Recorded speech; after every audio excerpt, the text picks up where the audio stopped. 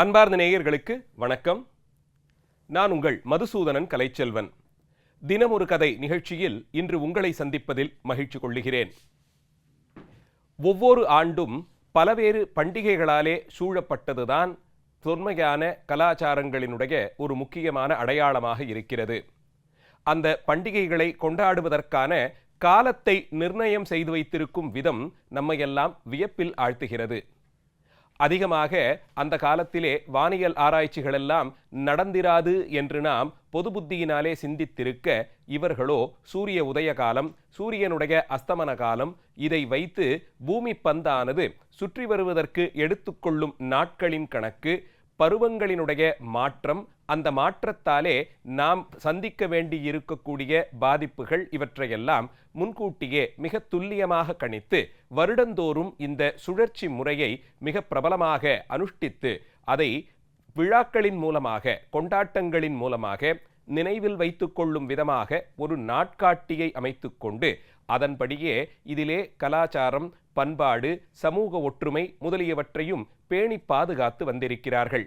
அந்த விதத்தில் ஒரு ஆண்டின் 12 மாதங்களை 6 மாதங்களாக பிரித்து கொண்டு சூரியன் வடக்கு நோக்கி வருவதும் தெற்கு நோக்கி வருவதுமாய், அதாவது சூரியன் நகர்வதில்லை, பூமி பந்து சுழற்சியின் காரணமாக வடபாகத்தையும் தென்பாகத்தையும் தான் சாய்ந்திருக்கும்படியினாலே சூரியனுக்கு நெருக்கமாக, சூரியனுடைய வெப்பம் அதிகம் படும்படியாக இருக்கக்கூடிய அந்த காலகட்டத்தை நிர்ணயம் செய்து நம்முடைய 12 மாத நாட்காட்டி வழக்கத்திலே சித்திரையிலிருந்து தொடங்கக்கூடிய 12 மாத கணக்கிலே சரியாக 6 மாத காலங்கள் மழை, குளிர் முதலிய பருவங்களால் சூழப்பட்டிருப்பதாயும், மார்கழி மாதம் நிறைவுறும் போது அடுத்து தை பிறக்கும் காலத்திலிருந்து 6 மாத காலங்கள் தை, மாசி, பங்குனி, சித்திரை, வைகாசி, ஆணி, இந்த 6 மாதங்களும் வெப்பம் சற்று அதிகமாக இருக்கக்கூடிய காலமாக கணித்து வைத்திருக்கிறோம்.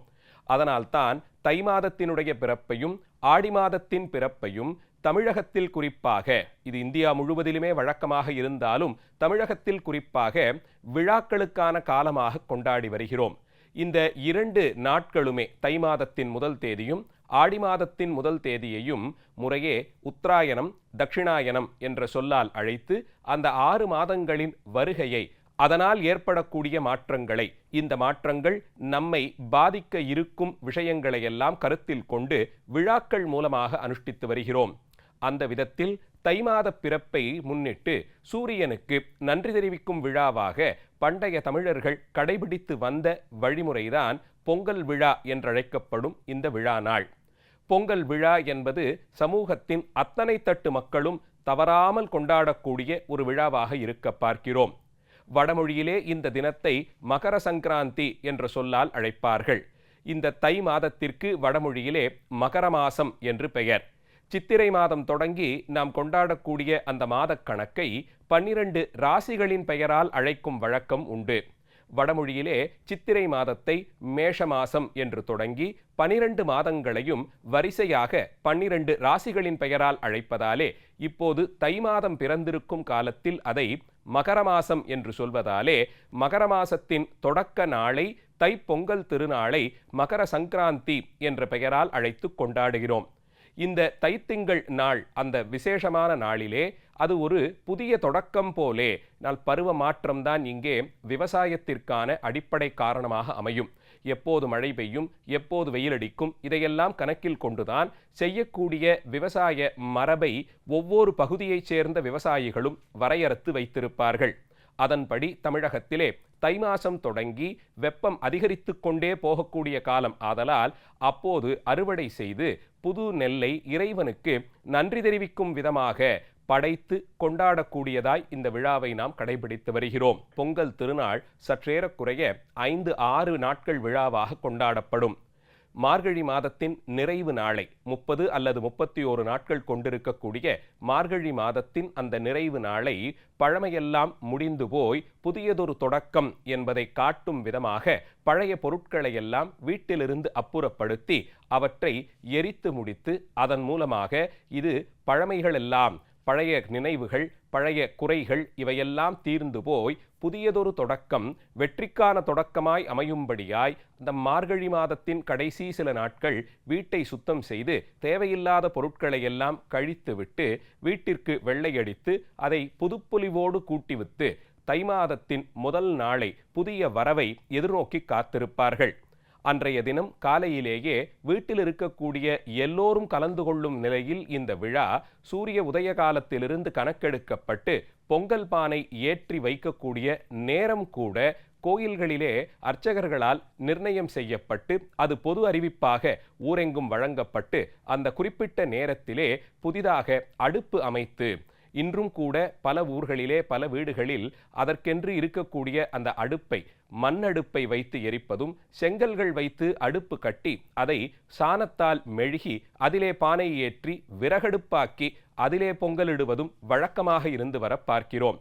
இப்படி பழைய மரபை விடாமல் கடைபிடித்து பொங்கல் பானை, அதுவும் புதுப்பானையாக ஏற்றி அதிலே புத்தரிசி வெல்லமிட்டு பொங்கல் பொங்கி அதை சூரிய பகவானுக்கு படையலாக இட்டு அதோடு சேர்த்து அப்போது விளைந்த புதிய காய்களை எல்லாம் ஒன்றாகச் சேர்த்து கூட்டு போலே செய்து எல்லோரும் ஒன்று கூடி இருக்கும்போது வாழ்க்கையிலே சுவை கூடும் என்பதை அறிவுறுத்தும் விதமாக கூட்டுக்கறி வகைகளையும், புதுசாக விளைந்த மஞ்சள், இஞ்சி கொத்து, கரும்பு இவைகளையும் இறைவனுக்கு படைத்து, உன்னுடைய அருளாலே இந்த ஆண்டு விவசாயம் மிகச்சிறப்பான முறையிலே நடந்திருக்கிறது, எல்லா உயிர்களுக்கும் ஆதார சக்தியாக இருக்கும் சூரிய பகவானே, நீதான் எங்களை காக்க வேண்டும், வருங்காலங்களிலெல்லாம் நோய் நொடி இல்லாது நல்ல பொருளாதாரம் ஈட்டி நாங்களெல்லாம் சுகவாழ்வு வாழ வேண்டும் என்று வேண்டிக் கொள்ளும் விதமாக இந்த விழாவை கடைபிடிக்கிறார்கள். பண்டைய தமிழர்கள் கொண்டாடி வந்த விழாக்களிலே தைப்பொங்கல் திருநாள் மிக முக்கிய திருநாளாக இருந்திருக்கிறது. தை நீராடல் என்ற பெயராலே திருமணமாகாத கன்னிப்பெண்கள் மார்கழி மாதம் முழுவதும் நோன்பு நோற்று தை மாதத்தின் முதல் நாள் பொங்கலிட்டு படையலாக அதை இறைவனுக்கு படைத்து வாழ்க்கை இனி இனிக்கும் விதமாக அமைய வேண்டும், நல்ல ஒரு மணாளன் எங்களை வந்து அடைய வேண்டும் என்று வேண்டிக் கொள்ளும் விரத தினத்தினுடைய முடிவாக, விரத பூர்த்தியாக இந்த நாள் கொண்டாடப்பட்டிருக்கிறது. இதே மாதத்தில் வரக்கூடிய தைப்பூசம் கூட பண்டைய காலத்திலே பௌர்ணமியோடு தொடர்புபடுத்தி பொங்கல் திருநாளும் தைப்பூசமும் ஒரே காலத்தில் கொண்டாடும் விதமாக இருந்திருக்கக்கூடும். இப்படி பல்வேறு பண்டிகைகளுக்கும் ஆரம்ப புள்ளியாக, முதற் புள்ளியாக பொங்கல் திருநாள் இருந்து வருவதாலே அன்றைய தினத்தை விசேஷமான வழிபாடுகளோடு செய்து வருகிறோம். இன்னும் சொல்லப்போனால் பல ஆலயங்களிலும் பொங்கல் திருநாளன்று இறைவனுக்கு சிறப்பான வழிபாடுகள் எல்லாம் ஆற்றப்பட்டு வரக்கூடிய காலம் நன்மையை பெற்றுத்தரக்கூடிய காலமாய் இருக்க வேண்டும் என்று வேண்டிக் கொள்வார்கள். மிக பழமையான காலம் தொடங்கியே இந்தியாவினுடைய பொருளாதாரம் பெரும்பான்மை விவசாயம் சார்ந்ததாக இருக்க பார்க்கிறோம். விவசாயிகளினுடைய முன்னேற்றம் நாட்டினுடைய பெரும்பான்மை மக்களின் முன்னேற்றத்திற்கு அடித்தளமாக அமையும். எல்லா உயிர்களுக்கும் ஆதாரம் உணவுதான் என்பதாலே உழுதுண்டு வாழ்வார்களை வள்ளுவத்தேவ நாயனார் கூட ஒரு அதிகாரம் முழுவதுமாக 10 குறட்பாக்களாலே கொண்டாடி இருக்கிறார். இப்படி சிறப்பு பெற்ற விவசாயம், உழும் தொழில் பண்டைய காலத்திலிருந்து இங்கே நிலை பெற்று இந்தியாவின் ஒவ்வொரு பகுதியிலும் மண்ணின் தன்மைக்கு ஏற்றார் போலும், நீரினுடைய அளவிற்கு ஏற்றார் போலும், பருவமாற்றத்திற்கு ஏற்றார் போலும் என்று ஒரு வகைப்படுத்தப்பட்டு இந்தந்த காலத்திலே இந்த பகுதிகளில் இதை விதைத்து இப்படி அதை அறுவடை செய்து அதன் மூலமாக சமுதாய முன்னேற்றம், உயிர்களுக்கு அடிப்படை தேவையாயிருக்கும் உணவை வழங்கி அவர்களை நன்னெறிக்கு உய்க்கும் பொருட்டு ஏற்படுத்திய இந்த விவசாய மரபு கொண்டாடப்படுவதற்கான நாளாய் இந்த நாளை நாம் நினைவில் கொள்கிறோம். அன்றைய தினம் தவறாமல் அத்தனை பேரும் புத்தாடை உடுத்திக் கொள்வது ஒரு வழக்கம். அதுவும் கூட பெரியவர்கள் கையால் பெற்று அதை உடுத்தி கொண்டு புது உணவு உண்டு எல்லோரும் மகிழ்ந்திருப்பதற்கான காலமாய் இது அமையும். மார்கழி மாதம் முழுவதும் இறைவனுடைய வழிபாட்டிற்கு என்று நாம் வகைப்படுத்தி வைத்திருப்பதாலே திருமணம், சீமந்தம், புது வீடு புகுதல் முதலிய விழாக்களை நாம் கொண்டாடாமல் நிறுத்தி வைத்திருப்போம். அந்த விரத காலத்தின் பூர்த்தி இதன் பிறகு நாம் நம் மனமகிழ்ச்சிக்கான நிகழ்ச்சிகளாய் திருமணம் முதலியவற்றை நடத்தி கொள்வதற்கான தொடக்கமாக இது இருக்கும். அதனால்தான் திருமண பேச்சு முதலியவற்றை பொங்கல் வந்த பிறகு பார்த்து கொள்ளலாமே என்று சங்கேதமாக அதை நிறுத்தி வைத்திருப்பார்கள். பொங்கல் காலத்திலே இது போன்ற மங்கள நிகழ்ச்சிகளுக்கான அடிக்கோல் நாட்டும் விதமாக பேச்சுக்கள், திருமணம் செய்து கொள்வதை குறித்த பேச்சு இவைகளெல்லாம் நடக்கத் தொடங்கக்கூடிய காலமாய் இருக்கும். எல்லா விதத்திலும் மங்களத்தின் அறிகுறியாக பொங்கல் திருநாள் கொண்டாடப்படுகிறது. சூரிய வழிபாடு என்பது இந்தியாவெங்கிலும், இன்னும் சொல்லப்போனால் உலகின் பல்வேறு பண்டைய நாகரீகங்களிலே மிகவும் தொன்மையான வழிபாடாக இருந்து வந்திருக்கிறது.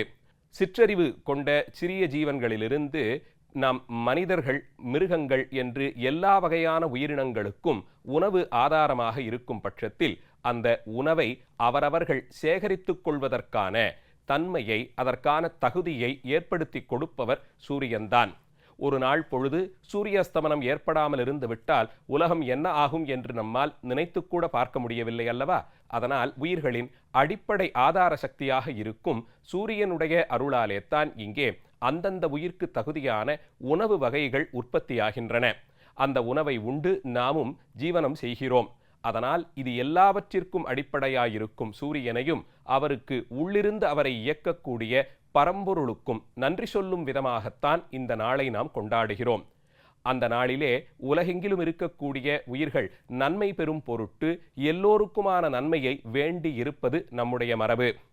இந்தியாவின் பல்வேறு பகுதிகளிலும் சூரிய வழிபாட்டிற்கான திருத்தலங்கள் 1000 ஆண்டுகளாக இருந்து வருவதை பார்க்க முடிகிறது.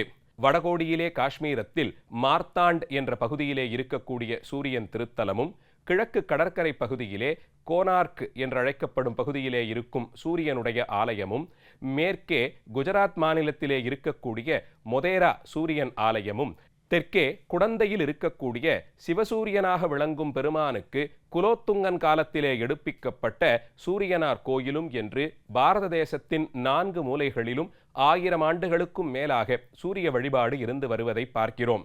அந்த சூரியன் செல்லக்கூடிய ஒரு சக்கரத்தால் ஆன தேரிலை நாம் கோலமாக எழுதி அதன் மேலே இந்த படையல் வகைகளையெல்லாம் வைத்து அவரை வேண்டி வணங்கியிருப்பது இந்த மரபு. இந்த படிக்குத்தான் ஆலயங்களில் எல்லாம் அன்றைய தினம் விசேஷ வழிபாடுகள் செய்யப்படும். அதை தொடர்ந்து வரும் நாட்களில் உழவு துணைக்கு உறுதுணையாயிருக்கக்கூடிய மாடுகளுக்கும் மற்றைய பிராணிகளுக்கெல்லாம் கூட நன்றி தெரிவிக்கும் நாட்களை வழக்கிலே கொண்டிருக்கிறோம். இந்த பொங்கல் திருநாளினுடைய நிறைவான நாளிலே எல்லாரும், உறவினர்கள் அத்தனை பேரும், நண்பர்கள் அத்தனை பேரும் ஒன்று கூடி பேசி மகிழ்ந்து இதுவரையில் நடந்த குறை நிறைகளெல்லாம் கடந்து நாம் இனி மகிழ்ச்சியான ஒரு தொடக்கத்திற்கான நாளாய் இதை பார்ப்போம் என்று ஒருவரை ஒருவர் கண்டு உபசரிக்கக்கூடிய காணும் பொங்கல் திருநாளும் இருந்து வர பார்க்கிறோம். இப்படி பல படிகளிலும் நமக்கு எல்லாவிதத்திலும் உதவும் இறைவனுக்கு நன்றி தெரிவிக்கும் விதமாகவும், இறைவன் அருளாலே இங்கே விளைந்திருக்கும் இயற்கை வளங்களுக்கு நன்றி சொல்லும் விதமாகவும், நமக்கு சோறிடுபவரான விவசாயிகளுக்கும் அவர்கள் மேற்கொண்டிருக்கக்கூடிய விவசாய தொழிலுக்கும் நன்றி தெரிவிக்கும் விதமாகவும் இந்த பொங்கல் திருநாள் இருந்து வர பார்க்கிறோம். மக்கள் மனதில் இருக்கக்கூடிய எதிர்மறையான கருத்துக்கள் எல்லாம் நீங்கி நேர்மறை பொருளிலே எல்லோரும் ஒன்று கூடி இன்பமாய் கழிக்கக்கூடிய இந்த பண்டைய நாகரீகத்தின் தனிப்பெரும் சின்னமாய் விளங்கும் பொங்கல் திருநாள் தமிழர்களினுடைய வாழ்க்கை மரபிலே பிரிக்க முடியாத ஒரு திருநாள். பொங்கல் திருநாளின் சிறப்புகளை பற்றி இன்றைய தினம் சிந்தித்தோம். நாளைய தினம் மீண்டும் ஒரு கதையோடு உங்களை சந்திக்கிறேன். நன்றி, வணக்கம்.